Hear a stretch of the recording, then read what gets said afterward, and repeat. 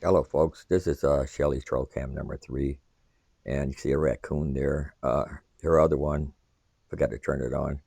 Anyway, you see right here, temperature really dropped. We had a cold front that came in. It dropped really cold.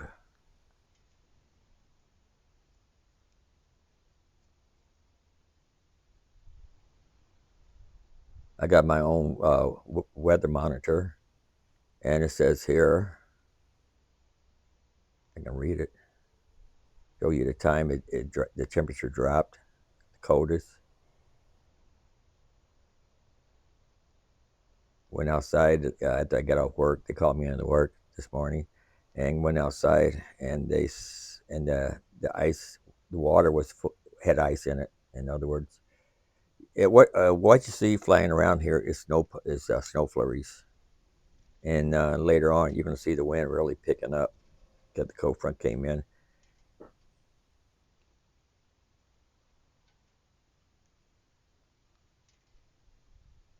Day before was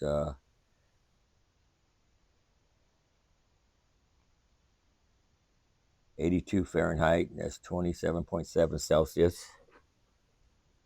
I'm not playing any music in this background in this video here because I want you to hear that wind just gusting really hard. Now we got a deer here.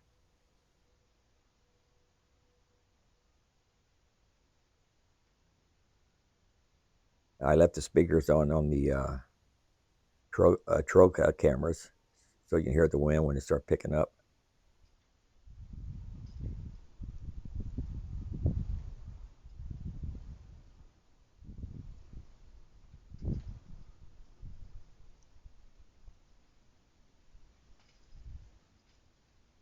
Later on, the wind's going to blow so hard it's going to scare the deer. You're going to hear my pipe hand banging around.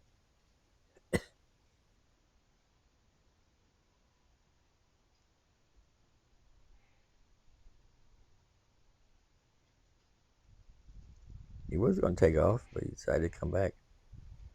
Cold, he's hungry. This trail cam here doesn't have the temperature on. I'm sorry about that, but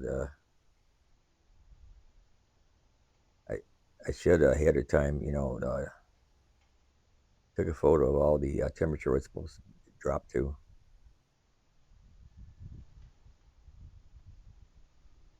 Yeah, I hate this trail camera. Like I said, the other one I forgot to turn it on.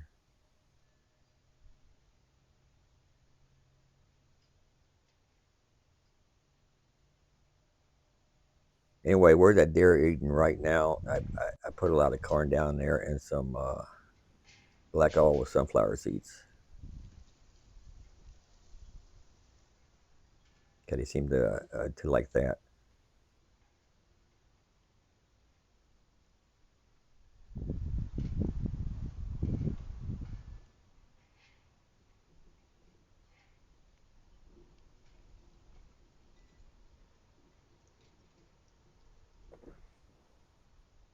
Let me see here.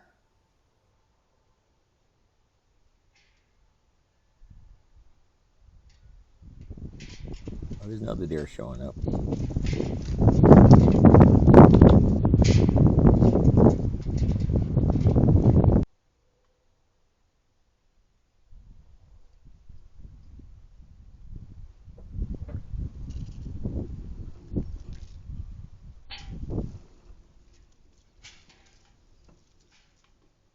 See the trees blowing around.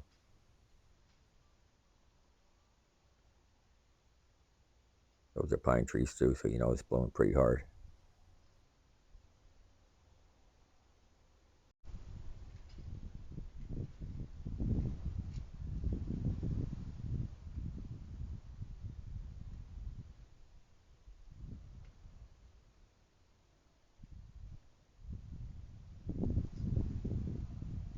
Yeah, after a while you're gonna see more snow flurries toward the end of the video.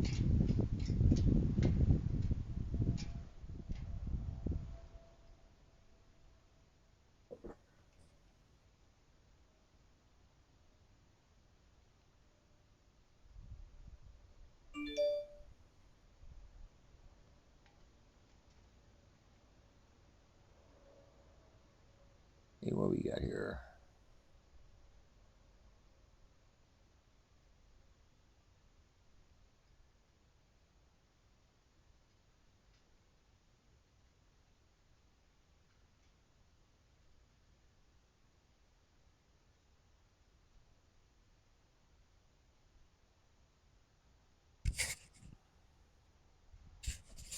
History of white-tailed deer conservation in Missouri. The history of white-tailed deer in Missouri shows the positive and negative influences humans can have on wildlife. Figure 2. In pre-settlement times, white-tailed deer were fairly abundant in Missouri, especially in the more fertile, diverse habitats of the northern part of the state. In areas of extensive mature forests, population densities were lower. Deer may have been locally abundant in areas where lightning fires and other factors had opened up the dense forest canopy. Natural enemies of deer, such as mountain lions and the timber wolf, played a significant role in regulating deer numbers and keeping them in relative balance with their habitat. The influx of European settlers in the latter half of the 19th century coincided with a rapid decline in the deer population. Unrestricted market hunting and habitat destruction became severe limiting factors on deer, and herds began to decline drastically. By the early 1900s, deer numbers had reached an extremely low point, and the public became more concerned with preservation and conservation. Laws restricting the harvest of deer were passed in the early 1900s but were largely unenforced. By 1925, only about 400 deer were present in the state. In response to the continuing population decline, the Missouri legislature closed the hunting season and made a concerted effort to enforce regulations. Game laws were enacted and law enforcement efforts were strengthened. During the same time, deer were brought to Missouri from Michigan and released on 5 refuges in the Ozarks region. In 1931, deer season reopened,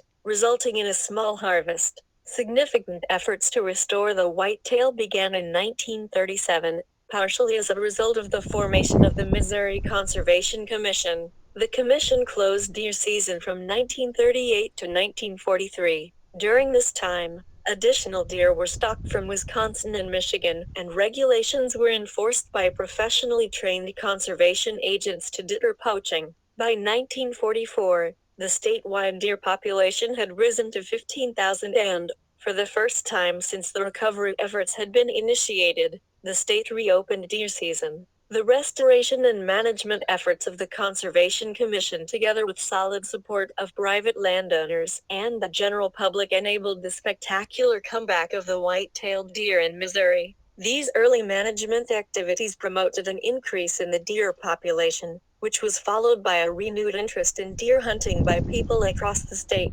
More recent management efforts have attempted to define optimal population levels and design hunting regulations to achieve them. Humans have assumed the role of the major predator of the white-tailed deer. Through regulated hunting, adequate numbers of deer can be removed each year to keep deer herds in balance with their habitat.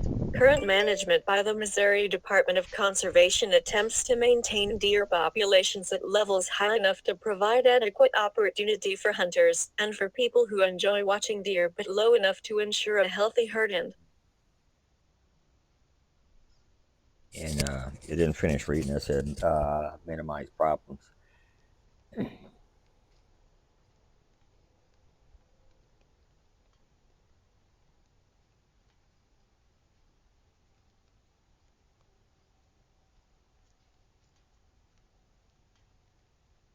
And let's see, we got 4 deers out there. That was more information about the deers in Missouri, the white-tailed deers. I figure what's interesting.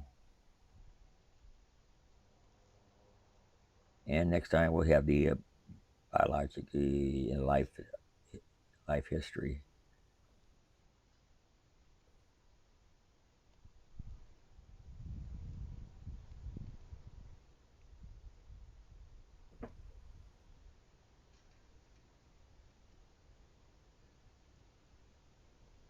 They're all gathering around there because it's getting cold out. Like I said, their ice water was ice when I went out there to replenish it.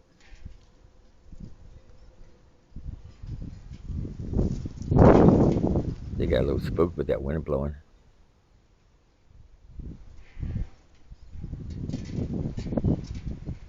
Moving around.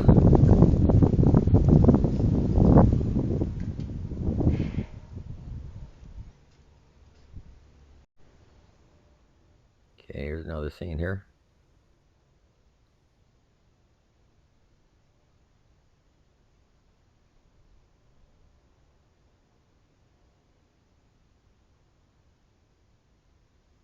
We've got about another minute or so.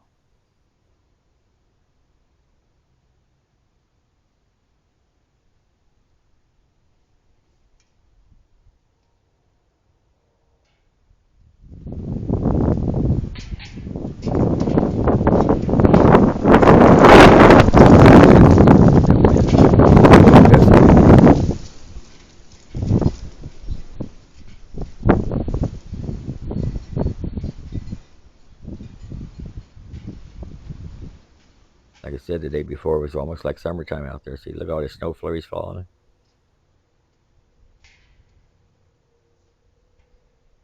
Now you're going to see me walking the puppies. Work called me early in the morning and had to get out there and walk them.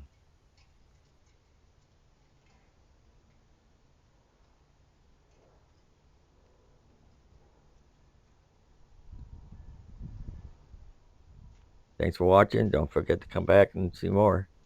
Till next time. Later.